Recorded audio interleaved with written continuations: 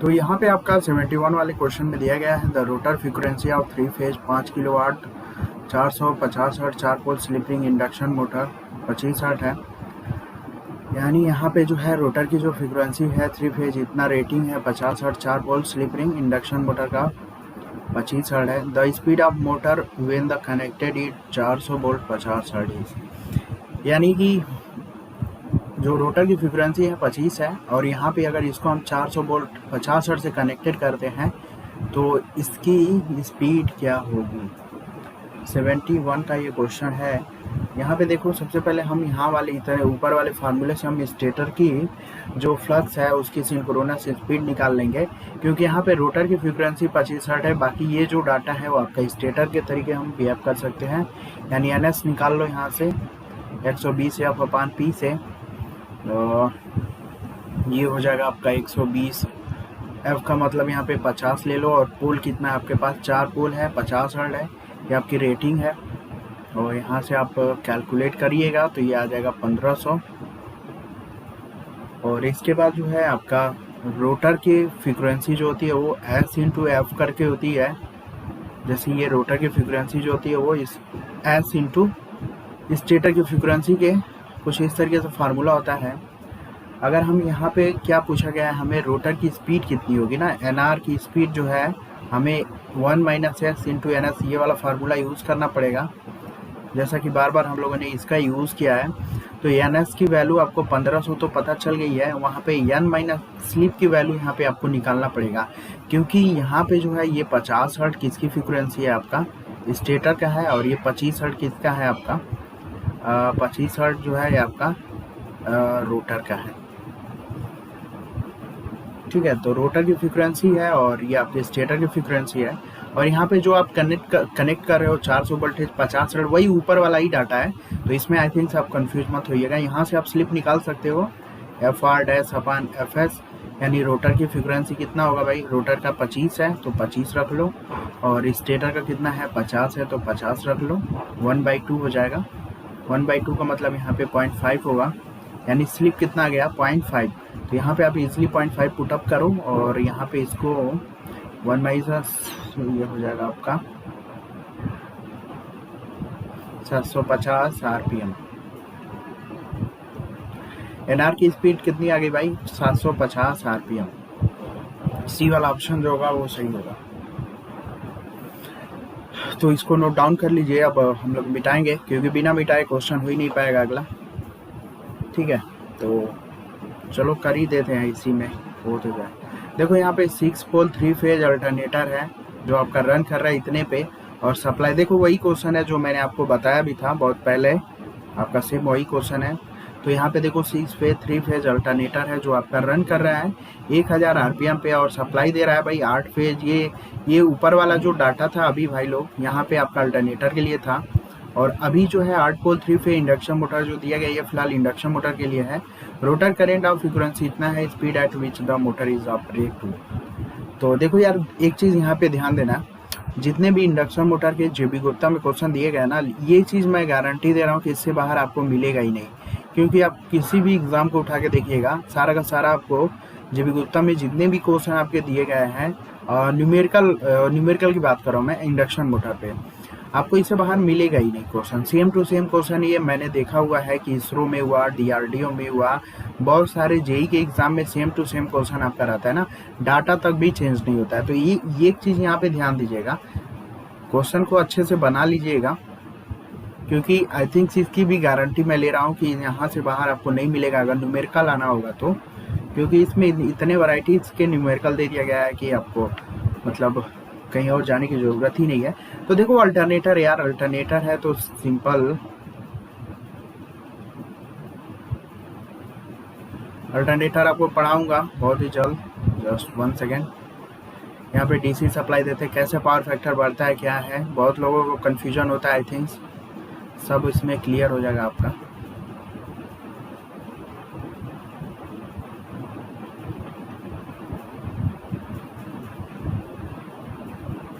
यहाँ prime over होता है भाई, या पावर प्लांट बोल सकते हो, प्राइम ओवर ही एक तरीके का। तो यहाँ पे देखो अल्टरनेटर रन कर रहा है भाई 1000 RPM पे, तो यानी ये प्राइम मूवर की भी स्पीड उतना ही रहेगी, तभी तो ये रन करेगा ना। 1000 आरपीएम है भाई, और 6 पोल है ये, ठीक है, 6 पोल है यहाँ पे, ये यन है, ये यस है, आई थिंक यहाँ पे 6 पोल है और 3 फेज है। तो हम पहले अल्टरनेटर जो है, अल्टरनेटर क्या करेगा, हमें 3 फेज की पावर देगा, मतलब मैकेनिकल इनपुट देंगे तो यह इलेक्ट्रिकल देगा, और यहाँ पे हमारा कनेक्ट होगा आपका इंडक्शन मोटर। ये 3 फेज सप्लाई ला के यहाँ पे हम लोग दे देंगे, तो इंडक्शन मोटर पे क्या होगा, रोड शाफ्ट पे टॉर्क मिलेगा हमें। तो ये 3 फेज की जो सप्लाई आप इसमें दे रहे हो, इसकी फ्रीक्वेंसी कितनी है, ये हमें यहाँ पे फाइंड आउट करना पड़ेगा। सबसे पहले यहाँ पे हमारा ये काम होगा। तो यहाँ पे अल्टरनेटर की पहले फ्रीक्वेंसी हम देख लेते हैं। तो फ्रीक्वेंसी के लिए आपका वही फार्मूला 120 नहीं यार रुक जाओ, ये NS इंटू पी अपान 120 होगा। तो NS यहाँ पे कितना लेके चलना है हमें, 1000 लेके चलो, और पोल कितना है 6 ले लो, और 120 इसको कैलकुलेट कर लीजिएगा, 0 से 0 कैंसिल, और ये आपका फ्रीक्वेंसी कितना होगा 50 हर्ट्ज। यानी अल्टरनेटर की फ्रीक्वेंसी कितना आ गया भाई, 50 हर्ट्ज है। अब ये 50 हर्ट्ज की फ्रीक्वेंसी जो हम इंडक्शन मोटर के स्टेटर में क्या करेंगे, इनपुट देंगे, तो स्टेटर का भी जो आपका रोटेटिंग मैग्नेटिक फील्ड होगा वो भी 50 हर्ट्ज के सिंक्रोनस स्पीड के इक्वल होगा। अब यहाँ पे रोटर में जो है 8 पोल है और 3 फेज इंडक्शन मोटर है। रोटर करंट की फ्रीक्वेंसी इतना है, स्पीड मोटर कितने पे ऑपरेट होगा। तो स्पीड की जब भी बात करेगा आपको बस यही एक फार्मूला आपको दिमाग में रखना है। जब भी रोटर की स्पीड की बात होगी ये फार्मूला आपको यहाँ पे रखना है। यहाँ पे हमें NS 120 यहाँ पे, ठीक है, रोटर का हमें ये लेके चलना है। तो आई थिंक यहाँ पे अल्टरनेटर की हमने फ्रीक्वेंसी निकाल लिया है। अब यहाँ पे हमें क्या करना है, जस्ट 1 सेकेंड, यहाँ पे जो है अब यहाँ पे हमें अल्टरनेटर में जो है स्लिप चाहिए। देखो ये NS तो हम निकाल लेंगे, NS 120 F अपान P से, और यहाँ पे स्लिप हमें चाहिए। NS आप निकाल सकते हो 120 F अपान P से, 120 F यहाँ पे फ्रीक्वेंसी रख लेना है, और 8 पोल इंडक्शन मोटर का यहाँ पे आपको रख लेना है, ठीक है। अब देखो यहाँ पे जो सबसे बड़ा गेम है ये हमारा है फ्रीक्वेंसी को लेके। रोटर की जो फ्रीक्वेंसी होती है वो S इंटू F होती है। तो यहाँ पे जो स्लिप होगा रोटर की फ्रीक्वेंसी अपान स्टेटर की फ्रीक्वेंसी, यहाँ पे आप रोटर और यहाँ पे स्टेटर कर लो। तो यहाँ पे स्लिप हमें निकालना पड़ेगा ना, इस फार्मूले में स्लिप लाना है। तो आई थिंक यहाँ पे हमें स्लिप निकालेंगे। तो स्लिप निकालने के लिए रोटर की फ्रीक्वेंसी कितनी है, रोटर की फ्रीक्वेंसी आपके पास ये 2 हर्ट्ज है, और स्टेटर की फ्रीक्वेंसी कितनी होगी, जो हमने यहाँ पे अल्टरनेटर की फ्रीक्वेंसी निकाल के यहाँ पे जो इनपुट दिया हुआ है वही फ्रीक्वेंसी इंडक्शन मोटर के स्टेटर की होगी। तो ये कितना होगा, 50 होगा। यानी 50 का मतलब 1/25, और 1/25 का मतलब 0.04, यानी हमारे पास स्लिप कितना आ गया, 0.04 आ गया, 1 माइनस 0.04। और यहाँ पे रोटर की स्पीड हम निकाल सकते हैं। अब यहाँ पे जो NS है, NS का यहाँ पे जो नंबर ऑफ पोल होगा, फ्रीक्वेंसी आप कितना रखो। अब ये इंडक्शन मोटर के लिए रखना है हमें, अल्टरनेटर का मत रख दीजिएगा। पोल यहाँ पे 6 है, RPM इतना है, तो अब अल्टरनेटर का कुछ काम नहीं होता। अल्टरनेटर से सारे जो डाटा होते हैं बस हमें यहाँ पे फ्रीक्वेंसी निकालना होता है ना। बाकी जितना ये आपका देख रहे हो ना 6 पोल 3 फेज अल्टरनेटर रन, इतना बाकी बस इसका मेन काम यही है, फ्रीक्वेंसी निकालना ना। बाकी इसका कहीं और यूज मत करिएगा, ठीक है। बाकी जो भी पोल पूछेगा तो वो सब आपको यहाँ पे इंडक्शन मोटर का यूज करना है ना। तो यहाँ पे सिर्फ आप फ्रीक्वेंसी हम लोगों ने निकाल लिया है 50 हर्ट्ज। इसके बाद अल्टरनेटर का कोई मतलब नहीं है।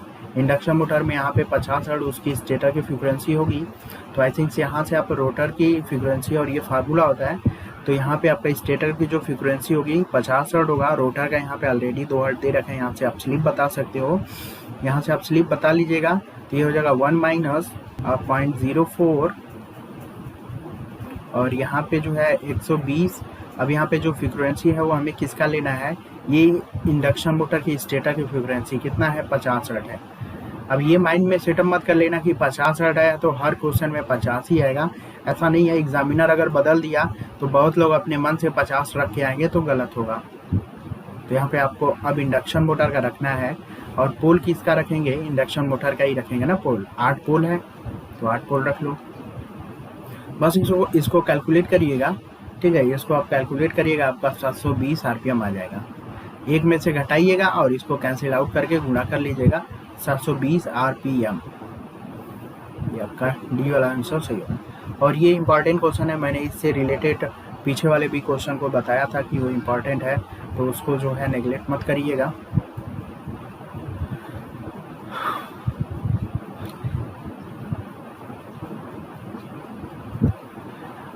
A voltmeter give 120 oscillation per minute when connected to the rotor induction motor. The frequency of 50 Hz. The slip of the motor, slip आपको बताना है यहाँ पे। तो स्लिप बताने के लिए यहाँ पे जो रोटर की फ्रीक्वेंसी होती है वो एस इंटू स्टेटर की फ्रीक्वेंसी होती है। स्लिप बताने के लिए यहाँ पे रोटर की फ्रीक्वेंसी अपन स्टेटर की फ्रीक्वेंसी हमें चाहिए। तो यहाँ पे जो है रोटर की फ्रीक्वेंसी आपके पास कितना है, हमारे पास रोटर की फ्रीक्वेंसी नहीं है भाई, हमारे पास रोटर की फ्रीक्वेंसी नहीं है। और स्टेटर की फ्रीक्वेंसी कितना हम लेके चल सकते हैं, हम यहाँ पे स्टेटर का लेके चल सकते हैं 50, क्योंकि जो फ्रीक्वेंसी ऑफ द ये 50 हर्ट्ज कितना है आपका, क्योंकि स्टेटर की फ्रीक्वेंसी 50 हर्ट्ज होती है। और आई थिंक्स आप ये भी बता सकते हो कि रोटर की फ्रीक्वेंसी कम होगी, तो रोटर का अभी तो यहाँ पे है नहीं, क्योंकि जो वोल्टमीटर हम लगा रहे हैं 120 ऑसिलेशन पर मिनट दे रहा है जब कनेक्ट कर रहे हैं रोटर इंडक्शन मोटर पे, तो उसकी जो फ्रीक्वेंसी है ये 50 हर्ट्ज। ये आपका स्टेटर की फ्रीक्वेंसी है ना, स्लिप ऑफ द मोटर की स्लिप बताना है। तो स्लिप बताने के लिए हमें रोटर की फ्रीक्वेंसी और स्टेटर की फ्रीक्वेंसी चाहिए। स्टेटर की फ्रीक्वेंसी 50 हर्ट्ज है, रोटर की फ्रीक्वेंसी यहाँ पे आपको निकालना है।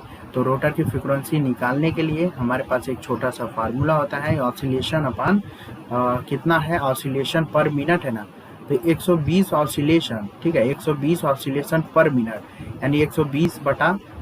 60 क्या होता है भाई, मिनट ही है तो ना, तो ऑसिलेशन पर मिनट है ना, यहाँ पे देखो ऑसिलेशन पर मिनट, यहाँ पे पर का मतलब आप ये यूज कर सकते हो, पर का मतलब भाग होता है ना, तो ऑसिलेशन पर मिनट, यानी ऑसिलेशन ऊपर रखना है और टाइम क्या रखना है, नीचे रखना है, तो 120/60 होगा। तो रोटर की फ्रीक्वेंसी निकालने के लिए 120/60 होगा, क्योंकि वो 120 ऑसिलेशन पर मिनट है ना, तो ऑसिलेशन 120 है और पर मिनट, मिनट का मतलब 60, इसे आप कैंसिल आउट कर लो, ये कितना होगा, 2 हर्ट्ज होगा।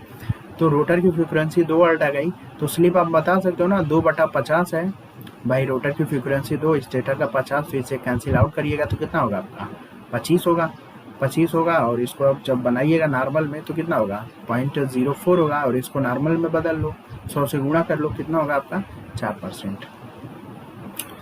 तो आई थिंक इसका बी ऑप्शन सही होगा।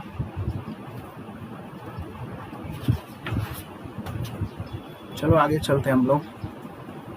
ये वाला थोड़ा सा यहाँ पे देख लो, जो रोटर होता है, the frequency of rotor current is stand still is equal to, ये तो काफ़ी सिंपल है यार, देखो यहाँ पे करना कुछ नहीं है। जो रोटर की फ्रीक्वेंसी होती है वो S इंटू एफ होती है।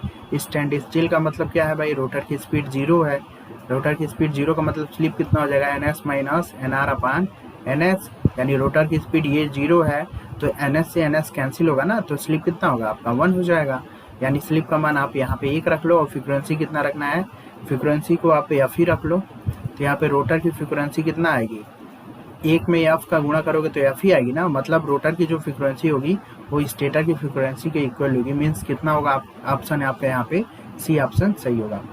ठीक है, तो आई थिंक सर ये आपको पता होगा, ठीक है, ये आपको पता होगा, और ये इस टाइप के क्वेश्चन जो है पूछा भी जाता है। चलो अब मिटाता हूँ मैं, वीडियो को रोक के आप जो है नोट डाउन कर लीजिएगा, ठीक है, अब वीडियो को रोकिएगा, नोट डाउन करिएगा। 74 हो गया हम लोगों का।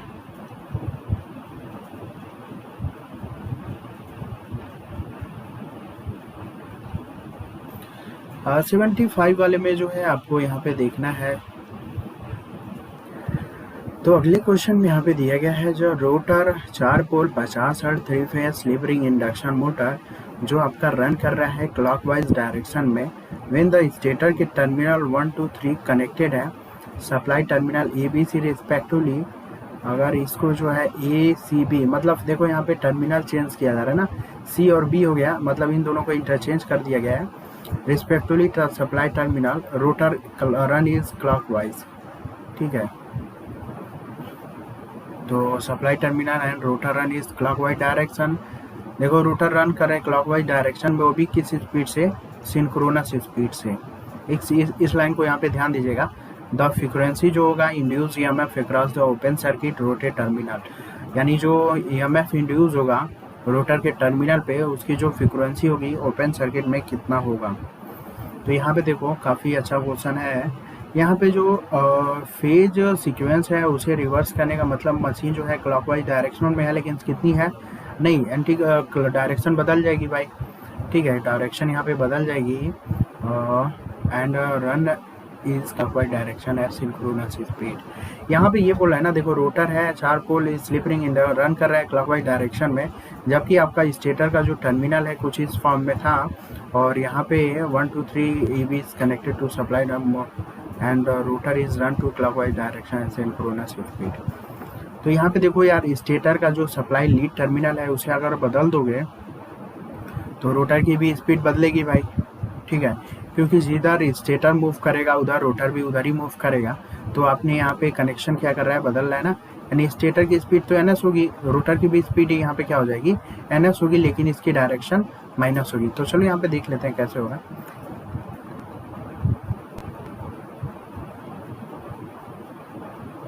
NS माइनस NR अपान NS, यहाँ पे जो NS माइनस NR अपान NS होता है, आप इसकी तो जो डायरेक्शन होगी, ठीक है, आप यहाँ पे जो है रोटर की डायरेक्शन क्या होगी, रिवर्स हो जाएगी, और क्या है, सिंक्रोनस होगी ना। पहले यहाँ पे रोटर की डायरेक्शन क्या है, प्लस है, NR है। अब ये जब आप सप्लाई लीड टर्मिनल बदलोगे तो इसकी डायरेक्शन माइनस हो जाएगी, और इसकी स्पीड क्या है, सिंक्रोनस हो जाएगी, जैसा कि क्वेश्चन में दिया गया है। तो यहाँ पे आपको माइनस NS कर लेना है, और नीचे NS है आपका है ही, तो ये NS और NS कितना हो जाएगा आपका, माइनस माइनस गुणा करोगे तो प्लस होगा, NS प्लस NS हो जाएगा, और नीचे भी NS होगा। तो ये कितना होगा, 2NS, और ये हो जाएगा NS, कैंसिल आउट करोगे तो कितना होगा आपका, 2 होगा, यानी स्लिप कितना आ गया आपके पास, 2 आ गया ना। और यहाँ पे ओपन सर्किट में जो रोटर फ्रीक्वेंसी जो होती है, वो रोटर की फ्रीक्वेंसी जो होती है वो S इंटू F होती है स्टेटर की फ्रीक्वेंसी। तो रोटर की फ्रीक्वेंसी भाई हम लोग निकाल लेंगे, स्लिप कितना हमारे पास 2 है, स्टेटर की फ्रीक्वेंसी कितना है भाई, 50 हर्ट्ज है। आप यहाँ पे आंसर आएगा D वाला। If slip ring induction motor the frequency of rotor current can be measured by, जो स्लिप रिंग इंडक्शन मोटर जो फ्रीक्वेंसी होती है रोटर करंट पे, उसको मेजर करने के लिए हम यहाँ पे यूज़ करेंगे DC moving coil milli volt meter, ठीक है, DC moving coil milli volt meter का यूज़ जो है हम फ्रीक्वेंसी को मेजर करेंगे, रोटर करंट की जो फ्रीक्वेंसी है उसको मेजर करने के लिए हम लोग यहाँ पे यूज़ करते हैं। गैलोमीटर का यूज़ हम जो है नल पॉइंट को मेजर करते हैं, वाट मीटर का यूज़ जो है हम लोग पावर के लिए यूज़ करते हैं। गैलोमीटर मेनली लो, बहुत ही स्मॉल सेंसिटिव करंट की बोल सकते हो, या फिर नल पॉइंट टाइप का एक इंस्ट्रूमेंट होता है ये। तो यहाँ पे C वाला ऑप्शन जो होगा वो आपका सही होगा। यहाँ पे देखो 3 phase 4 pole 4 volt 50 hertz squirrel cage induction motor है जो ऑपरेटिंग हो रहा है स्लिप इतने पे। The speed of rotor flux is mechanical radian per second इतना है, sense by the stationary observer is close to. चलो इसको भी कर लेते हैं। यहाँ पे जो है स्पीड जो है क्या पूछा गया है, एक सेकेंड देखो। यहाँ पे द स्पीड ऑफ, जो स्पीड है रोटर फ्लक्स की मैकेनिकल में आपको यहाँ पे बताना है radian per second. Radian per second का मतलब यहाँ पे होता है 2 पाई NS अपान 60 होता है। DC मोटर जब पढ़ोगे उसमें आप फार्मूला यहाँ पे प्रूफ किया गया है, ठीक है। रेडियन पर सेकेंड में निकालना है ना तो 2 पाई NS बटा 60 होता है, बस आपको यहाँ पे ये ध्यान देना है। तो जो स्पीड होगी रोटर के फ्लक्स की मैकेनिकल रेडियन पर सेकेंड में निकालना है। चलो निकालते हैं। तो सबसे पहले यहाँ पे देखो जो स्पीड ऑफ द रोटर, ठीक है, स्पीड ऑफ रोटर फ्लक्स की जो स्पीड है मैकेनिकल में आपको निकालना है।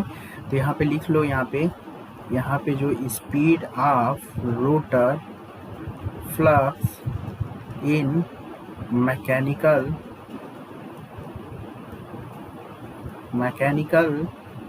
रेडियन पर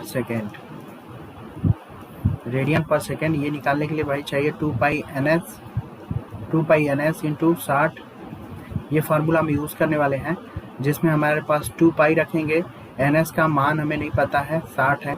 NS का मान हम लोग निकाल लेंगे। कैसे निकालेंगे हम लोग? 120 F/P से। यहाँ पे 120 रख लो। फ्रीक्वेंसी आपको पास 50 हर्ट्ज है। पोल कितना है? 4 है, तो 4 यहाँ पे पोल रख लो, कैंसिल आउट कर लो। कितना होगा आपका NS? यहाँ पे NS आ जाएगा आपका 1500 RPM। तो यहाँ पे आप 1500 रख लो, 1500 रख लो और यहाँ पे इसे कैंसिल आउट कर लीजिएगा। 0 से 0 हो जाएगा और 2 3 6 और 3 5 15, 50 होगा। 50 गुणे पाई, पाई का मान जो है आपका 50 गुणे पाई का मान 3.14 रख लीजिएगा और गुणा करिएगा। 157 आपका आएगा। ठीक है, 157 रेडियन पर सेकेंड आएगा।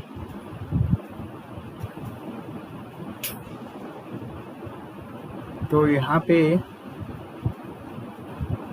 157 आ गया ना, इसको नोट डाउन कर लीजिएगा। वीडियो मैं रोक रहा हूँ, नहीं मिटा रहा हूँ मैं। ठीक है, जस्ट 1 सेकेंड। ये सी वाला ऑप्शन सही होगा। देखो यहाँ पे सी वाला ऑप्शन यहाँ पे सही होगा। तो चलो इसको मैं फिलहाल मिटा रहा हूँ।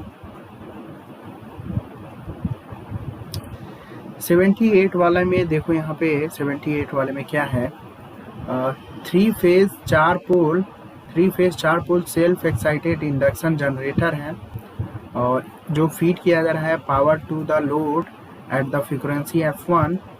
If the load is partially remove the frequency become F2। अगर लोड को हम थोड़ा बहुत रिमूव कर देते हैं तो फ्रीक्वेंसी F2 हो जा रही है। If the speed of generator is maintain 1500 RPM in both cases then the. तो देखो यहाँ पे इस क्वेश्चन को करने के लिए यहाँ पे जो है इंडक्शन जनरेटर है, तो यहाँ पे इंडक्शन मोटर नहीं है भाई, स्लिप है। स्लिप को माइनस कर दिया गया है। स्लिप को माइनस करने का मतलब यहाँ पे जो NS बराबर NR/NS होता है। रोटर की स्पीड को बढ़ा दिया गया है भाई। ठीक है, स्लिप माइनस हो गया। ठीक है, रोटर की स्पीड को बढ़ा दोगे तो स्लिप क्या हो जाएगा? माइनस होगा। उस कंडीशन में ये अब इंडक्शन मोटर हो के ना, इंडक्शन मोटर ना काम करके ये इंडक्शन जनरेटर के जैसे काम करेगा। यानी अब ये पावर लेने के बजाय देने लगेगा। ठीक है, तो इंडक्शन जनरेटर के जैसे ये काम करने लगा। और इसमें भी जो है आप क्या कर रहे हो? Just 1 second. Load is partially remove. थोड़ा सा लोड आप यहाँ पे कम कर रहे हो ना। तो देखो स्लिप बराबर होता है NS माइनस NR और रोटर की जो फ्रीक्वेंसी होती है वो S इंटू F ये होती है। यानी यहाँ से स्लिप आप बता सकते हो FR। अभी इसका यूज़ मैं बता रहा हूँ क्यों कर रहे हैं। देखो लोड रिमूव करोगे तो लोड रिमूव करने का मतलब NR की स्पीड क्या हो जाएगी? आपकी बढ़ जाएगी भाई। जब लोड कम रहेगा तो रोटर की स्पीड बढ़ेगी। ठीक है, ये बढ़ा हुआ है तभी तो स्लिप माइनस में हो गया ना। ठीक है, ये NR की स्पीड बढ़ गई है, स्लिप माइनस, तभी तो इंडक्शन जनरेटर जैसे काम कर रहा है ना। NR की स्पीड बढ़ गई भाई, स्लिप क्या हो गया आपका? कम हो गया। अब यहाँ पे जब स्लिप कम हो गया तो स्टेटर की फ्रीक्वेंसी क्या होगी भाई? इंक्रीज कर जाएगी। ठीक है, स्टेटर की फ्रीक्वेंसी क्या होगी? इंक्रीज कर जाएगी। यानी F2 जो होगा वो ग्रेटर देन होगा आपका F1 से। ये चीज़ है। तो यहाँ पे अगर यहाँ पे लोड को रिमूव कर रहे हैं और फ्रीक्वेंसी बिकम F2 है तो F2 क्या हो जाएगा आपका? ग्रेटर हो जाएगा F1 से। पहले फ्रीक्वेंसी इसकी क्या थी? नॉर्मल वे में 3 फेज हम इसको दे रहे थे तो उसकी F1 फ्रीक्वेंसी थी ना, मतलब मोटर के कंडीशन में 3 फेज उस कंडीशन में आपका था F1। अब लोड रिमूव करने पे ये इंडक्शन जनरेटर जैसे काम कर गया यानी F2 हो जाएगा। तो ये वाला ऑप्शन सही होगा। और जब इसको हम स्पीड को मेंटेन करना चाहेंगे 1500 RPM पे बाद दोनों केसेस में, तो यहाँ पे दोनों की जो फ्रीक्वेंसी होगी इसका F1 और F2 का ये 50 हर्ट्ज से कम होगा। ठीक है, इंडक्शन जनरेटर में जो फ्रीक्वेंसी होती है वो ऑलवेज कम होगा 50 हर्ट्ज से। यानी F1 और F2 जो होगा वो 50 हर्ट्ज से यहाँ पे क्या हो जाएगा? कम हो जाएगा। तो ये चीज़ है आप यहाँ पे।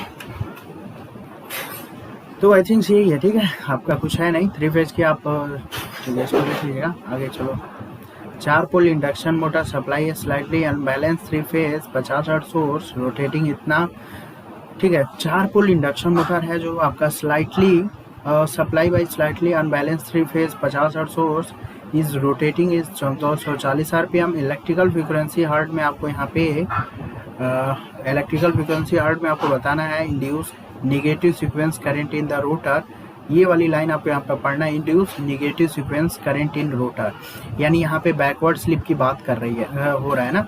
एक होता है फॉरवर्ड स्लिप फॉरवर्ड स्लिप जो होता है वो एस होता है, बैकवर्ड स्लिप जो होता है वो 2 माइनस एस होता है। ये 2 माइनस एस जो मैंने कल ही शायद प्रूफ कराया था लेक्चर वाले में, तो अब ये मत पूछिएगा कि ये कहाँ से आया ना, सीक्वेंस को बदल देने से वो जो N S minus N R की स्पीड थी उसे बदल गया था। ठीक है, तो एन आर को हम लोगों ने क्या किया था, आपको दो बार एन आर को 2 पार्ट में डिवाइड करके 2 एन एस में से माइनस एन एस किया था हम लोगों ने कल। ठीक है, जिसको नहीं पता है भाई थोड़ा सा देख लो, ठीक है, वरना तो आप लोग कंफ्यूज हो जाओगे। आई थिंक आपको पता भी होगा, जो लोग नोट डाउन करते होंगे तो उनको पता होगा।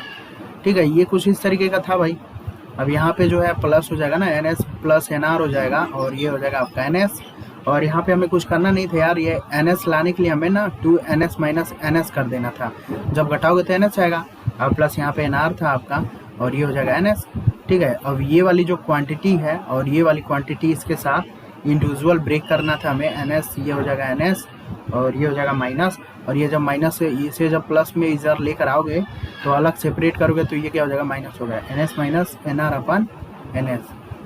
ठीक है, तो यहाँ से आपको ये एन एस कैंसिल हो गया, ये 2 हो जाएगा, और ये पूरा का पूरा स्लिप का फार्मूला है 2 माइनस एस। ठीक है, तो आई थिंक आपको पता हो गया कहाँ से प्रूफ हम लोगों ने, ये आई थिंक सब याद आ रहा होगा कि हम लोगों ने कल प्रूफ किया था। तो इंड्यूस निगेटिव सीक्वेंस का मतलब यहाँ पे बैकवर्ड स्लिप क्या हो रहा है, फॉरवर्ड स्लिप तो है नहीं भाई, निगेटिव है तो बैकवर्ड स्लिप होगा ना।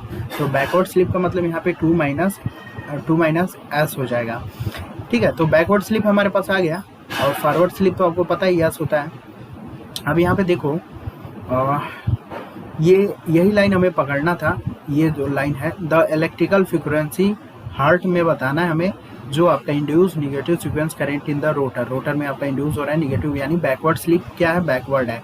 तो यहाँ रोटर की जो फ्रीक्वेंसी होती है वो एस इंटू एफ होती है, रोटर की जो फ्रीक्वेंसी होती है वो एस इंटू एफ स्टेटर की फ्रीक्वेंसी होती है। तो यहाँ पे हम स्लिप कितना रखेंगे, 2 माइनस एस रखेंगे, और स्टेटर की फ्रीक्वेंसी आपका वही रहेगा, तब जाके हमें यहाँ पे रोटर की फ्रीक्वेंसी निकल के आएगी ना, क्योंकि हमें यहाँ पे इलेक्ट्रिकल फ्रीक्वेंसी किसका बताना है, रोटर का ही तो बताना है ना। तो रोटर का हम निकालने के लिए 2 माइनस एस इंटू स्टेटर की फ्रीक्वेंसी हमें निकालना पड़ेगा। तो आई थिंक आपको पता चल गया होगा कैसे निकलेगा। तो अब यहाँ पे देखो, सबसे पहले अब हम यहाँ पे स्लिप निकालना पड़ेगा। ठीक है, तो स्लिप निकालना पड़ेगा तभी तो आएगा ना, स्लिप निकालना पड़ेगा तो हमें चाहिए N S minus N R चाहिए अपन एन एस की वैल्यू कितना है भाई, 15। एन एस हमें पता नहीं, एन एस निकालना पड़ेगा, चलो एन एस निकाल लेते हैं। एन एस निकालने के लिए 120, एफ का मान 50, और पी का मतलब पोल कितना है आपके पास, 4 है, तो इसे आप कैंसिल आउट करिएगा, तो ये आ जाएगा एन एस कितना आएगा, 1500 आएगा आपका। 1500 की वैल्यू आप यहाँ पे पुटअप करिएगा, और माइनस एन आर की स्पीड कितना है आपका, 1440 रखिएगा, नीचे 1500, इसको कैलकुलेट करिएगा, स्लिप आएगा आपका 0.04। अब इस स्लिप का मान आपको यहाँ पे रखना है 2 माइनस एस का मतलब यहाँ पे स्लिप है जो बैकवर्ड ही स्लिप आपका है 0.04, और यहाँ पे जो स्टेटर की फ्रीक्वेंसी कितना रखना है हमें, 50 हर्ट्ज। तो इसको आप कर लीजिएगा, रोटर की फ्रीक्वेंसी आपको निकल के आएगी, 2 में से इसको घटाइएगा और गुणा करिएगा, 98 हर्ट्ज आपके यहाँ पे आंसर बन जाएगा, बी वाला ऑप्शन सही होगा। ठीक है, तो थोड़ा सा इसको वेरी इंपॉर्टेंट की लिस्ट में रख लीजिए, बिकॉज यहाँ पे बैकवर्ड स्लिप से मे भी बहुत लोग कंफ्यूज हो सकते हैं कि बैकवर्ड स्लिप वाला जो कॉन्सेप्ट है कैसे हो रहा है। ठीक है, तो इसमें जो है आपको समझ लीजिएगा कैसे है। ठीक है, तो नोट डाउन भी करते रहिएगा, जो चीज़ें थोड़ा सा आपको लगेगी डिफ़िकल्ट है तो उसको थोड़ा सा नोट डाउन करते रहिएगा। चलो तब मिटाते हम लोग इसको।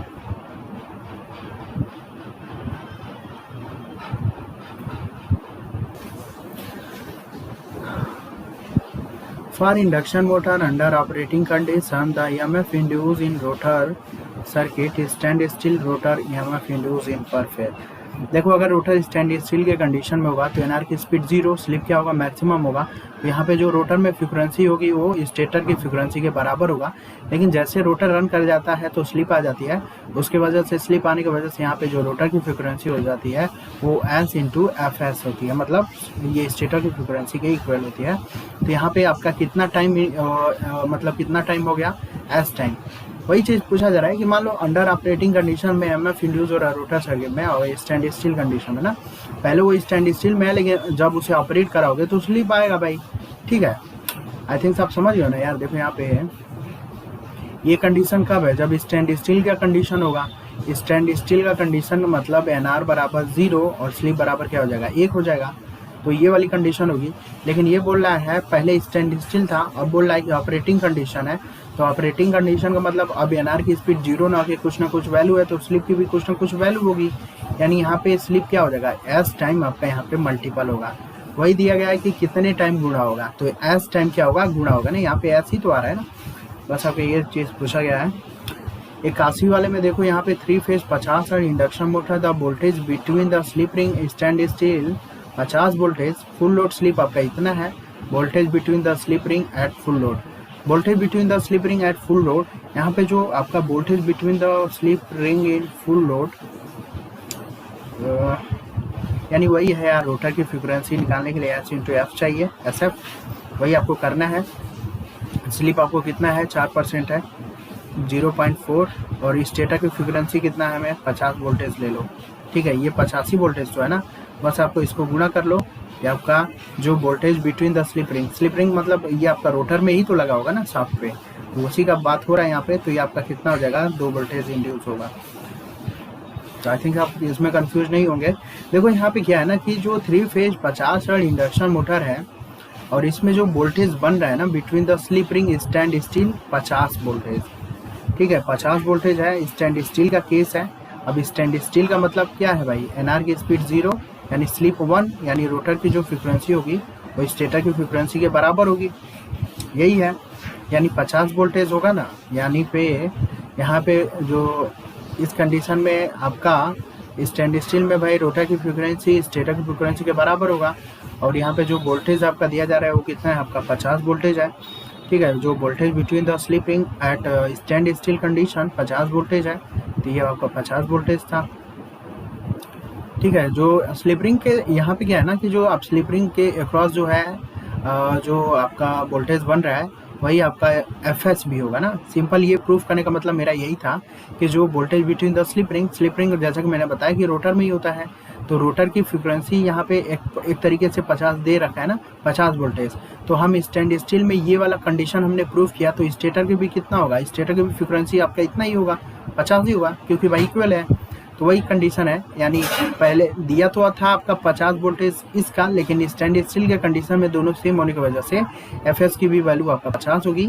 और बाद में फुल लोड स्लिप आपका इतना है, तो स्लिप को बाद में स्लिप आ रहा है ना, तो जब बाद में स्लिप आएगा यानी रोटर रन कर चुका है तो स्लिप आ चुका है, उस कंडीशन में जो वोल्टेज होगा बिटवीन द स्लिप रिंग गुणा कर लो, 2 वोल्टेज हो जाएगा आपका। ठीक है, तो आई थिंक आप ये छोटी छोटी चीज़ें ध्यान दीजिएगा कैसे क्या हो रहा है कैसे क्या नहीं हो रहा है। हाँ चलो इसको थोड़ा सा आगे चलते हैं यार। दो direction, just 1 second. The direction of rotor current produce by the induction motor, यहाँ पे हम यूज़ करते हैं भाई फ्लेमिंग राइट हैंड रूल। ठीक है, राइट हैंड रूल से ही हम लोग सारा चीज़ यहाँ पे फाइंड आउट कर लेंगे। अल्टरनेटर हुआ चाहे सारा चीज़ हम फ्लेमिंग राइट हैंड रूल से ही यहाँ पे करेंगे ना। तो जो डायरेक्शन ऑफ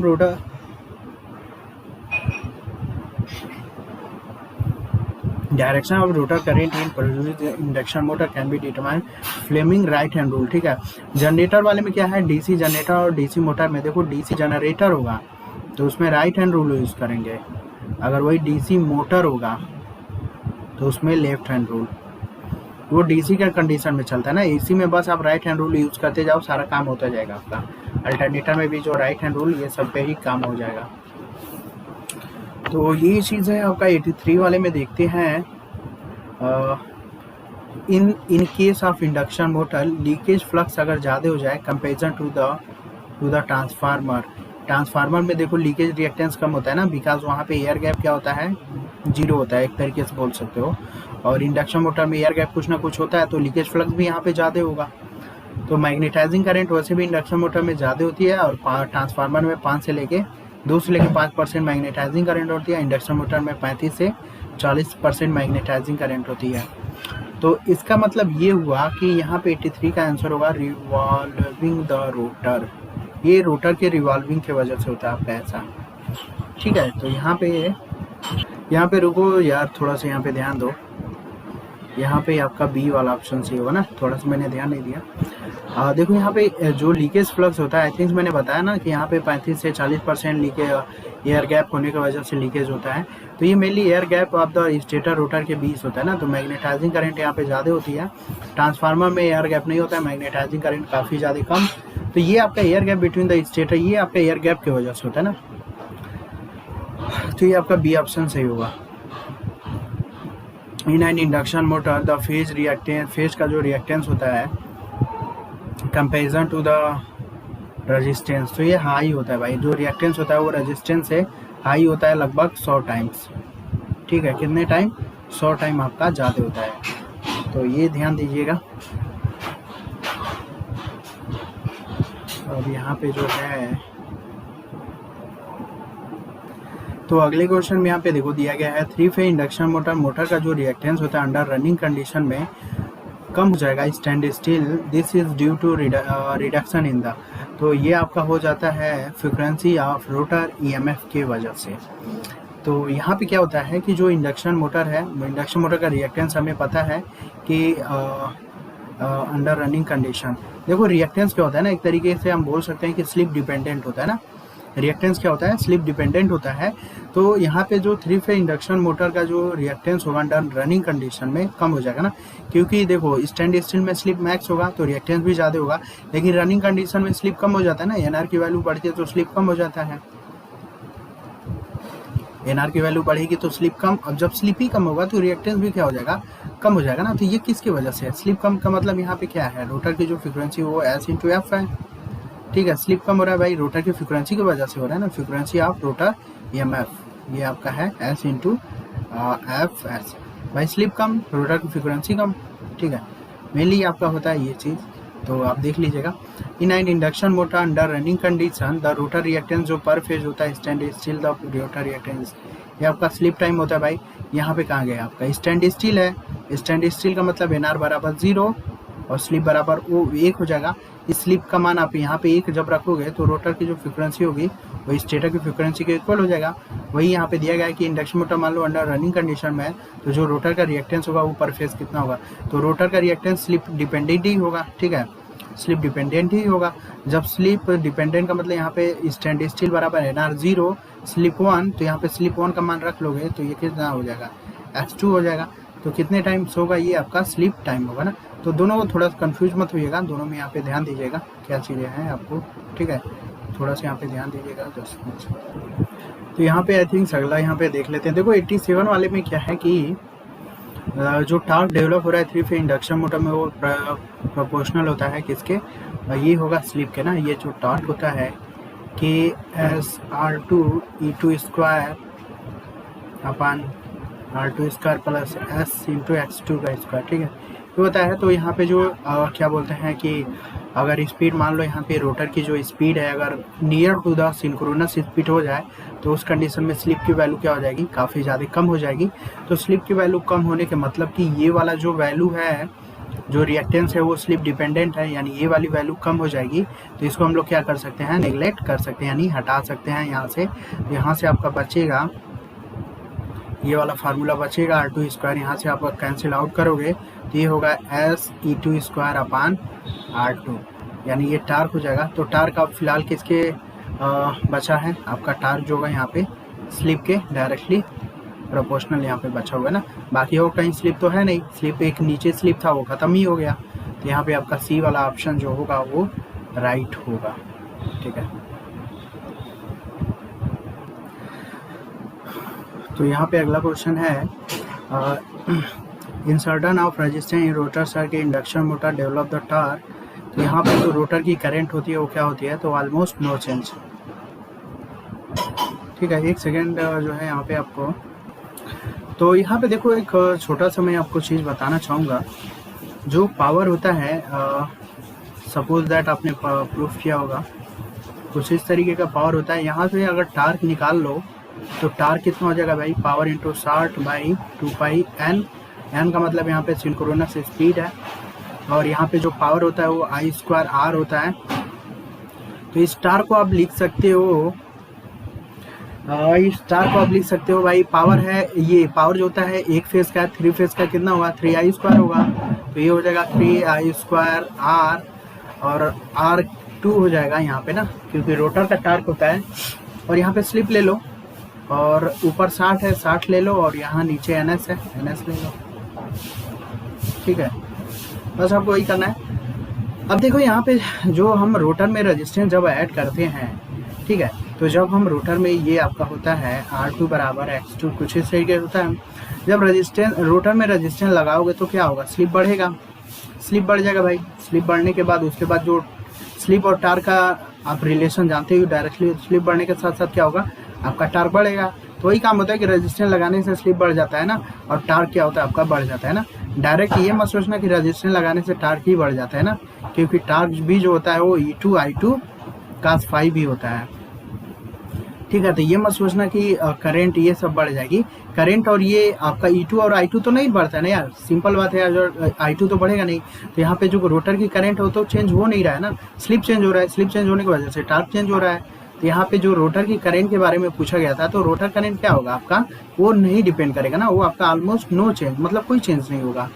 और यहाँ से भी आप देख सकते हो कि अगर रेजिस्टेंस हमने बढ़ाया तो स्लिप बढ़ा, तो दोनों ये वैल्यू बढ़ रही, तो एक तरीके से ये फिक्स हो गया, NS फिक्स होता ही है। तो यहाँ पे जो होगा, जो एक्चुअल जो टार्क होगा वो आपके यहाँ पे जो पावर वाला जो टार्क होगा वो क्या होगा, आपका फिक्स होगा। ठीक है, I², और यहाँ पे देखो ये जो है आपका इंडिपेंडेंट होगा। तो ये वाला कंसेप्ट पे मत जाओ, सिंपल आपको बस ये समझना है। ठीक है, ये वाला कंसेप्ट पकड़ो, ये कंफ्यूज हो जाओगे। ठीक है, if and induction motor, if the flux density को अगर रिड्यूस करके 1/2 कर दें नॉर्मल वैल्यू का, द टार्क कितना हो जाएगा, ये भी रिड्यूस टू 1/2। देखो यहाँ पे जो टार्क होता है E2I2 cos phi 2, यहाँ पे कहाँ गया आपका फ्लक्स डेंसिटी V बराबर 5/A, अगर इसको आधा करोगे तो फ्लक्स आधा मीन्स करंट आधा। ठीक है, तो करंट आधा का मतलब यार टार्क भी क्या हो जाएगा, रिड्यूस टू 1/2। ठीक है, तो आप समझ सकते हो, इसमें कोई दिक्कत नहीं है। चलो आगे थोड़ा सा चलते हैं हम लोग।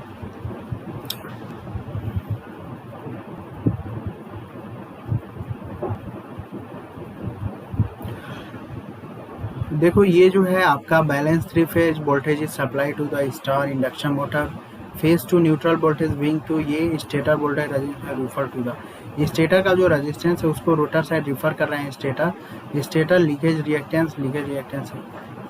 तो यहाँ पे जो होगा इंडक्शन मोटर जो होगा यार, स्टार्टिंग में जो होता है करंट काफ़ी ज़्यादा लेती है, फुल लोड।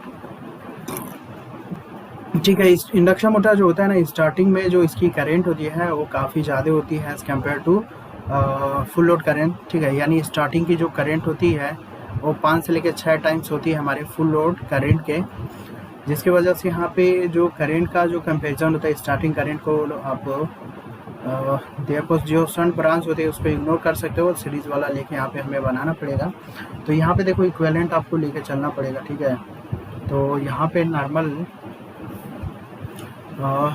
एक बस आपको यार क्या बोलता हूँ, इसमें ज़्यादा तो मत करिएगा, कोई मतलब नहीं होगा आपका यहाँ पे। ठीक है, ये शंट ब्रांच वाला इग्नोर हो जाएगा। यहाँ पे वर्किंग करेंट RC, और ये आपका मैग्नेटाइजिंग करेंट, मैग्नेटाइजिंग रिएक्टेंस, और यार यहाँ पे ऐसे बना लो पहले पूरा। तो यहाँ पे ये हो जाएगा R2 है, ये आपका R2 है, ये आपका X2 है, और यहाँ पे आपका लोड होगा जो RL होगा, RL बराबर होगा R2 1/S-1। ये सब प्रूफ किया जाता है, तो इसमें कोई आपको मतलब नहीं है यहाँ पे प्रूफ करने से। ठीक है, प्रूफ करने के लिए तो पूछेगा नहीं एग्जाम में, आपको बस फार्मूला यहाँ पे याद रखना है ना, जितने भी है फार्मूला बस आप याद रखिएगा। प्रूफ करने के चक्कर में मत पड़िएगा कि प्रूफ करें, क्योंकि वहाँ एग्जाम में आपको प्रूफ नहीं करना होगा। वहाँ पे जो आपका फार्मूला जो जानता है वही कर पाएगा ना, अदरवाइज कोई नहीं कर पाएगा। ये सेकेंडरी साइड है ना, इसी को रिफर करके यहाँ पे लाना है और करंट यहाँ पे निकाल लेना है। तो इसको रिफर करोगे तो यार देखो यहाँ पे रेजिस्टेंस रिएक्टेंस है, फिर ये जब आ जाएगा तो इसी में सीरीज में जोड़ देना, ये वाली वैल्यू कम हो जाएगी, क्योंकि स्टार्टिंग में जो करंट होता है वो ज़्यादा होता है फुल लोड करंट से, इसलिए ये वाली एग्जैक्टिंग करंट जो होती है आप इसको क्या कर सकते हो, निलिजिबल कर सकते हो। सिर्फ सीरीज वाला लेके चलना है भाई, तो सीरीज वाला ले लेना, कुछ इस तरीके से बन जाएगा। ठीक है, इस तरीके से आपका बन जाएगा। यहाँ पे V2 होगा, यहाँ पे जो करंट जाएगी वो स्टार्टिंग करंट होगी, मतलब ये चारों पैरामीटर को सीरीज में लगा देना, और यहाँ से जब वोल्टेज करंट निकालोगे तो वोल्टेज बटा यार इम्पिडेंस होता है, तो इसका इम्पिडेंस और इसका इम्पिडेंस ना, इसको आप इधर लेकर आए हो तो दोनों का इम्पिडेंस ले लेना। तो यहाँ से जब आप करोगे ना तो ये आपका पहला वाला सही होगा। और देखो यहाँ पे इन्होंने ये डिनोट किया हुआ है ना इस चीज़ को, RS RR, ये इस वैल्यू से यहाँ पे इन्होंने डिनोट किया हुआ है। तो हम बुक में जब फार्मूला देखते हैं तो हम कुछ इस तरीके से डिनोट करते हैं। तो जो भी हो यार, चाहे आप इसको R1 लेके चलो या RS लेके चलो, सब वही है ना। तो एक आपको मैंने यहाँ पे टेक्निक बता दिया कैसे प्रूफ होता है ना, तो आपको ये प्रूफ कर सकते हो। जो टार्क डेवलप होता है induction motor is nearly to the, तो जो टार्क डेवलप होता है ये तो पता ही होगा, V² होता है भाई। ये चीज़ कैसे होता है आई थिंक सबको पता ही होगा। जहाँ तक देखो यहाँ फार्मूला जो है थोड़ा सा मैं इसको बता ही दे रहा हूँ, जस्ट 1 सेकेंड। आई थिंक पता ही होगा, मोटर जब रन करता है यार तो स्लीप होता है ना, जब मोटर रन करेगा तो स्लीप होगा, यानी स्लीप होने का मतलब कुछ इस तरीके से। ये फार्मूला आपने प्रूफ भी किया होगा, इसमें तो आपको कुछ करना नहीं है। अब यहाँ पे स्टैंड स्टिल का मतलब क्या होगा, रोटर स्टैंड स्टिल है यानी NR बराबर 0 और स्लिप क्या हो जाएगा आपका 1 हो जाएगा, स्लिप हो जाएगा 1। तो स्लिप 1 होने का मतलब कि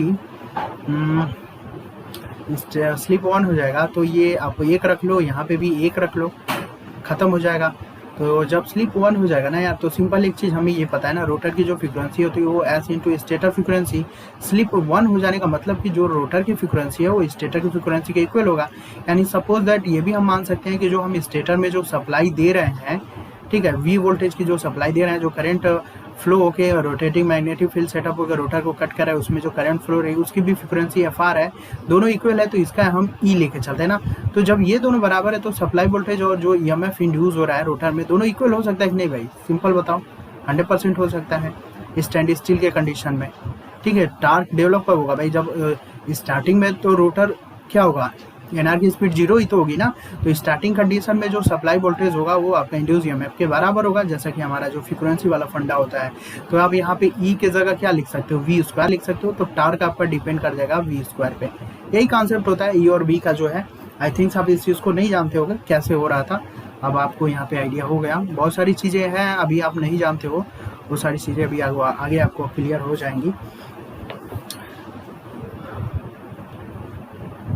400 volt 50 hertz star connected 3 phase squirrel cage induction motor is operate to इतना 50, ये आपका 400 voltage 50 hertz star connected 3 phase squirrel cage induction motor जो ऑपरेट कराया जा रहा है 50 हर्ट्ज है, और ऑपरेट करा रहे हैं हम लोग कितना पे 75 हर्ट्ज पे। तो जो टार्क होगा motor can be not provided while drawing the rated current from the supply is to. तो ये होगा भाई क्या यहाँ पे जो टार्क होगा that motor can now provided while drawing rated current from the supply. तो यहाँ पे जो है टार्क को लेके यहाँ पे पूछा गया है 50 हर्ट्ज पे कितना टार्क हो, 50 हर्ट्ज पे जो लग रहा था वो तो चल ही रहा था, 75 पे ऑपरेट करने पे जो टार्क होगा वो कितना प्रोवाइडेड होगा।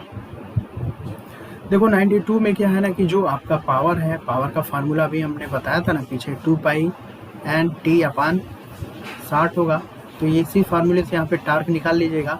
जो टार्क होगा 3 फेज में पावर जो होगा I² R ले लीजिएगा, और I² R मतलब 3 फेज का 3 I² R2 हो जाएगा, और यहाँ पे 60 हो जाएगा ऊपर, और यहाँ पे जो होगा आपका स्लिप से भाग दे देना 2 पाई NS, रनिंग कंडीशन में स्लिप आएगा ना आपका, ठीक है। यहाँ पे ये क्या होता है R2 बराबर S इंटू X2 होता है। तो यहाँ पे जब स्लिप नीचे लेकर आओगे तो R2 बाई S होगा जो X2 होगा, ठीक है। R2 की जगह हमने नीचे भाग दे दिया भाई। अब यहाँ पे देखो क्या होता है कि जो टार्क है वो आपका सिंक्रोनस स्पीड के क्या है, इनवर्सली प्रोपोर्शनल है, और यहाँ पे सिंक्रोनस स्पीड बराबर होता है 120 F/P, यानी सिंक्रोनस स्पीड डायरेक्टली प्रोपोर्शनल है फ्रीक्वेंसी के। फ्रीक्वेंसी जब बढ़ाओगे तो टार्क क्या हो जाएगा आपका कम हो जाएगा। पहले फ्रीक्वेंसी 50 थी, आप 75 कर रहे हो, यानी फ्रीक्वेंसी बढ़ा रहे हो, तो टार्क क्या होगा आपका रिड्यूस होगा, ठीक है। तो आई थिंक ये सारी चीज़ें आपको नहीं पता होंगी, तो इसलिए मैं यहाँ पे जो है थोड़ा अच्छे से बता रहा हूँ, ताकि क्योंकि एक चीज़ लिख के दे रहा हूँ मैं। देखो JB गुप्ता का जितना भी क्वेश्चन कर लोगे ना, ठीक है, बहुत लोगों को लगता है कि JB गुप्ता से क्वेश्चन नहीं आता है, लेकिन ये इसकी गारंटी मैं दे रहा हूँ, जितना भी क्वेश्चन करोगे ना सेम पैटर्न पे आपको JB गुप्ता का क्वेश्चन मिल जाएगा, ठीक है। सेम सारा कॉन्सेप्ट यही रहेगा ना, ये चीज़ को ध्यान दीजिएगा, सारा कॉन्सेप्ट यही रहेगा। अब ये सोचो कि सेम टू सेम क्वेश्चन मिल जाए, एग्जाम वाला जो है सेम टू सेम क्वेश्चन बना दे, तो जेबी गुप्ता से चांसेस है अभी 65 से 70% चांस है कि आपका बनाएगा यहाँ से सेम टू सेम क्वेश्चन।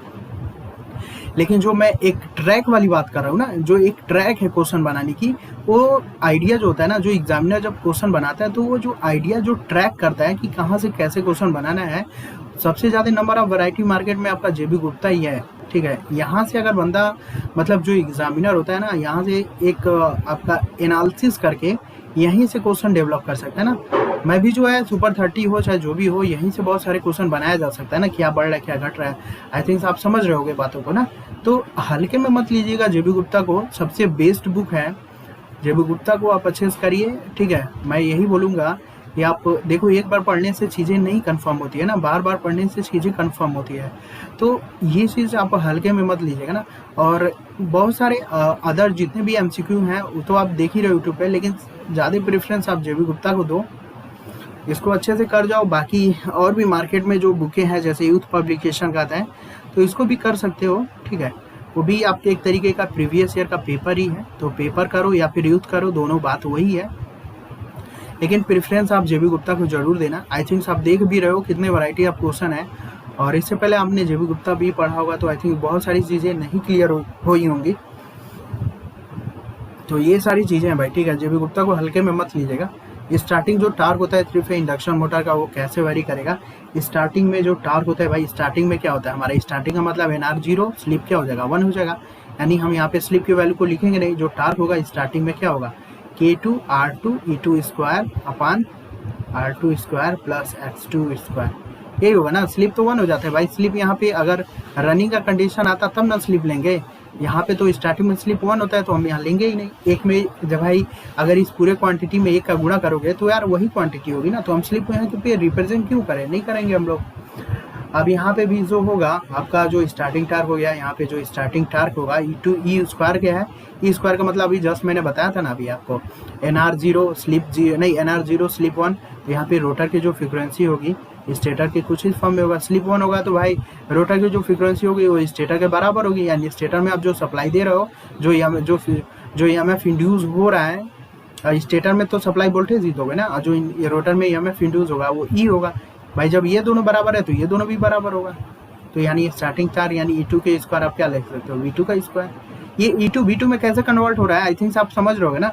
इससे पहले आपने हो सकता है मे भी बस पढ़ा होगा कि ये E की जगह V रख दिया जाए ना, लेकिन कैसे होता है ये सब आपका फ्रीक्वेंसी डिपेंडेंट वाली क्वांटिटी पे होता है ना। 93 का यहाँ पे राइट आंसर होगा पहला। तो ये ध्यान देना कैसे चीज़ें इक्वल हो रही है ना, जब ये वाला इक्वल होगा स्लिप के वजह से ये इक्वल हो रहा है फ्रीक्वेंसी, और फ्रीक्वेंसी इक्वल होने से जो है हमारा EMF इंड्यूस और सप्लाई टर्मिनल ये इक्वल होगा ना। तो इस चीज़ को ध्यान दीजिएगा अच्छे से, क्या चीज़ें हो रही हैं क्या नहीं हो रहा है ना। ये नहीं कि हवा में सिर्फ काम हो जाए और फिर कॉन्सेप्ट ना क्लियर हो, क्योंकि बहुत लोगों को कॉन्सेप्ट नहीं क्लियर होता है ना। जेबी गुप्ता बहुत लोगों ने सॉल्यूशन किया हुआ है, लेकिन अगर आप उनसे पूछोगे कि ई को वी क्यों किया जाता है, क्या रीज़न है, बहुत सारी चीज़ें हैं, टार्क क्यों, कैसे रेजिस्टेंस ऐड करने से टार्क क्यों बढ़ता है, ये छोटी छोटी चीज़ें आप उनसे पूछिएगा, आई थिंक कंफ्यूज होंगे वो लोग, नहीं बता पाएंगे ना। तो ये सारी चीज़ें हैं, और आई थिंक यहीं से आपका क्वेश्चन पैटर्न डिज़ाइन किया जा सकता है। तो इस चीज़ को आप समझ रहे होंगे। तो यहाँ पे चलो अगला यहाँ पे क्वेश्चन देखें। दो स्टार्टिंग टार्क होता है स्क्वायरल केस का भाई क्या होगा, स्टार्टिंग टार्क स्क्वायरल केस का भाई slightly more than full load torque.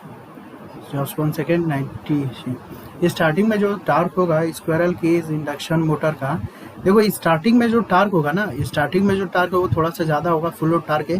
Reason क्या है ना कि यहाँ पे स्टार्टिंग में जो करंट होगी वो थोड़ा सा ज़्यादा होगा यार। तो जब करंट ज़्यादा होगा तो E2 I2 cos फाई, तो करंट ज़्यादा तो टार्क ज़्यादा होगा स्टार्टिंग में, तो वही है थोड़ा सा slightly more than full load torque. ठीक है, आगे यहाँ पे देखो 95 में for achieving the high starting torque and high operating efficiency induction motor should have, rotor का रेजिस्टेंस क्या रखना पड़ेगा, तो यहाँ पे रोटर का रेजिस्टेंस हमें रखना पड़ेगा हाई, और यहाँ पे और सर्किट का resistance under the operating condition. यहाँ पे देखो यार इफिशियंसी लो हो जाएगी ना। अभी देखो यहाँ पे क्या क्वेश्चन है, दो तरीके से क्वेश्चन पूछा गया है। अगर यहाँ पे पूछा गया achieving the high starting torque, अगर आपको हाई स्टार्टिंग टार्क चाहिए और हाई इफिशियंसी चाहिए, ठीक है, ये चीज़ यहाँ पे पूछा गया है। एक तो हाई टार्क चाहिए और हाई इफिशियंसी चाहिए तो इंडक्शन मोटर में, तो हम रोटर सर्किट का रेजिस्टेंस जो होगा स्टार्टिंग में क्या करेंगे, स्टार्टिंग में देखो हाई टार्क चाहिए, तो हाई टार्क चाहिए तो हम यहाँ पे रेजिस्टेंस ऐड करेंगे, तभी तो रेजिस्टेंस ऐड करेंगे, रेजिस्टेंस बढ़ाएंगे तो स्लिप बढ़ेगा, स्लिप बढ़ेगा तो टार्क बढ़ेगा। ठीक है, तो हम यहाँ पे रोटर सर्किट का रेजिस्टेंस क्या रखने वाले हैं, हाई रखने वाले हैं ना, यानी पहले हाई होगा। And circuit resistance under operating condition, मतलब जब मोटर रन कर जाएगा 75% स्पीड जब पिकअप कर लेगा, तो ये जो रेजिस्टेंस हमने ऐड किया हुआ है ना, इसको हटा देंगे रनिंग कंडीशन में। ठीक है, तभी हमारी एफिशिएंसी क्या होगी, ज़्यादा मिलेगी। तो रनिंग कंडीशन में हम रेजिस्टेंस को हटा देंगे, नहीं हटाओगे तो यार ड्रॉप बढ़ेगा, इफिशियंसी ड्रॉप हो जाएगा, सारी चीज़ें आई थिंक समझ रहे होगा। तो जो रेजिस्टेंस होता है वो स्टार्टिंग में ही ऐड किया जाता है ना, स्टार्टिंग में रेजिस्टेंस ऐड करके स्लिप बढ़ा लेते हैं और टार्क मिल जाता है हमें। बाद में जब रन कर जाता है तो हम रेजिस्टेंस हटा लेते हैं, नहीं हटाओगे तो I²R का ड्रॉप होगा, जब ड्रॉप होगा तो ये हाई ऑपरेटिंग एफिशिएंसी मिलेगी ही नहीं हमें। तो ये चीज़ है आपका 96 का। देखो इन्हें 3 phase slip ring induction motor high starting torque is achieve by connecting A star connected register across the slip ring. High resistance चाहिए तो स्लिप वो क्या बोलते हैं, रेजिस्टेंस ऐड कर लो, स्लिप रिंग इंडक्शन मोटर के लिए होता है, रेजिस्टेंस ऐड करोगे तभी तो आपका टार्क बढ़ेगा ना। When applied voltage per phase is reduce to half, the starting torque जो होगा वो कितना होगा, टार्क जो होता है अप्लाइड वोल्टेज के, अभी जस्ट हम लोगों ने प्रूफ किया है। तो यहाँ पे अगर आप 1/2 करोगे, सप्लाई वोल्टेज 1/2 करोगे, 1/2 का मतलब यहाँ पे टार्क कितना वैरी होगा, 1/4 टाइम्स होगा। तो 97 का आपका 1/4 टाइम्स होगा। 98 का देखो, consider the following statement with regarding the induction motor, कौन से स्टेटमेंट यहाँ पे करेक्ट है, तो डी वाला स्टेटमेंट, सभी स्टेटमेंट करेक्ट है। मैक्सिमम जो टार्क होगा वो इंडिपेंडेंट होता है रोटर के रेजिस्टेंस से, एकदम सही है। मैक्सिमम जो टार्क होता है KE²/2x2 होता है, प्रूफ कर लीजिएगा, अब मैं यहाँ पे प्रूफ कराने वाला नहीं हूँ भाई, ठीक है।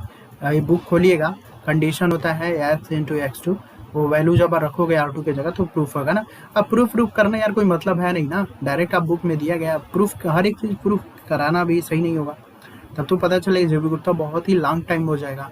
तो यहाँ पे जो मैक्सिमम टार्क होगा वो इंडिपेंडेंट होगा रोटर के रेजिस्टेंस पे। देखो यहाँ पे रोटर का रेजिस्टेंस R2 का टर्म यहाँ पे है ही नहीं, तो ये सही है। स्टार्टिंग में जो टार्क होता है वो मैक्सिमम होता है, rotor resistance is equal to rotor reactance, ये वाला कंडीशन है। जब टार्क मैक्सिमम चाहिए तो हमें रोटर रेजिस्टेंस और रोटर रिएक्टेंस इक्वल होना चाहिए, ये आपका कंडीशन होता है, ये भी सही है।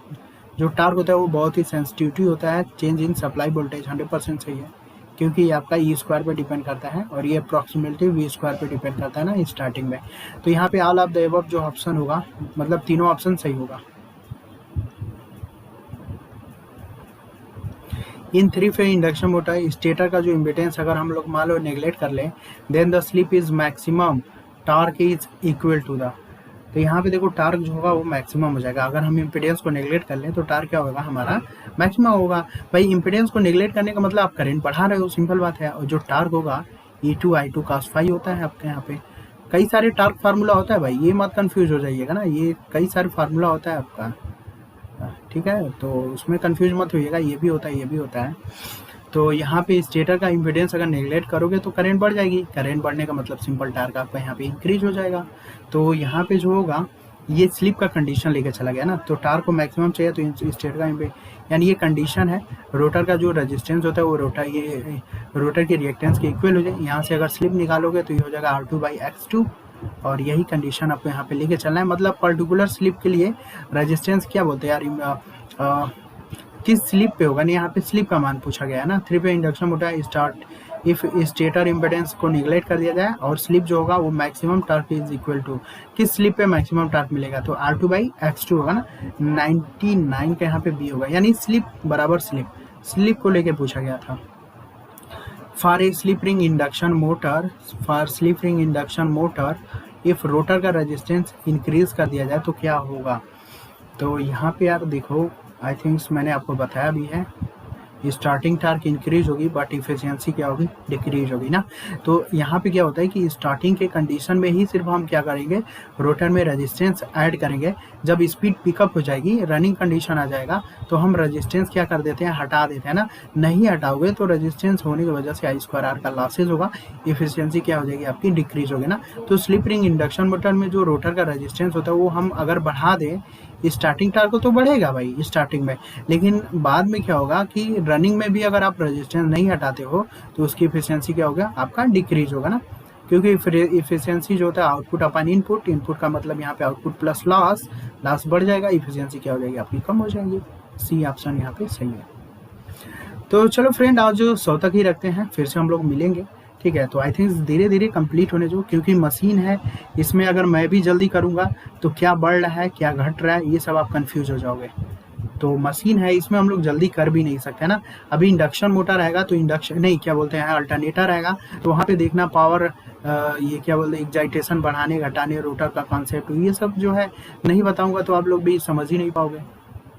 तो वेट करो, बस हम लोगों का अब ज़्यादा टाइम नहीं है। बस आपका देखो मेन कोर सब्जेक्ट खत्म हो चुका है ना। एक चीज़ ध्यान देना, इंडक्शन खत्म होने के बाद आपका अल्टरनेटर खत्म हो जाएगा और इसके बाद मैग्नेट हम लोग खत्म कर लेंगे। तो जितना भी कोर टॉपिक है ना, वो कोर टॉपिक आपका यहाँ पे एंड हो गया है। तो आप रिवाइज करते रहिएगा, ये मत सोचिएगा कि जल्दी से यहाँ पे कंप्लीट ही करना है। हमें कंप्लीट करना अलग बात होती है ना, कंप्लीट तो होगा ही, ये तो है भाई, आज नहीं तो कल तो कंप्लीट हो जाएगा, इस बात को आप भी एक्सेप्ट कर रहे हो। लेकिन सबसे बड़ा जो है रिवीजन होता है ना, कि आप पीछे की चीज़ों भी ध्यान देते रहो, देखते रहो, तो वो सबसे मेन टॉपिक है। कोर टॉपिक जहाँ पे इलेक्ट्रिकल मेनली क्वेश्चन बनता है वो आपका हो गया है, और इलेक्ट्रॉनिक वाला आपका पोर्शन चलेगा ही। तो रिवीजन करते रहिएगा ना, मेरा कहने का मतलब यहाँ पे रिवीजन से है। रिवीजन नहीं करोगे तो चीज़ें दिमाग से पर्टिकुलर नहीं बनी होती है ना। परमानेंट मैग्नेट तो हो नहीं आपकी, एक बार हो गया तो चलो फिक्स होगा, और परमानेंट मैग्नेट की भी तो कैपेबिलिटी कुछ टाइम बाद डाउन ही हो जाती है, ये भी पता ही होगा। तो वही चीज़ यहाँ पे भी है। तो चलो आज इतना ही रखते हैं, फिर मिलते हैं हम लोग नेक्स्ट टाइम, ठीक है। Thanks for watching.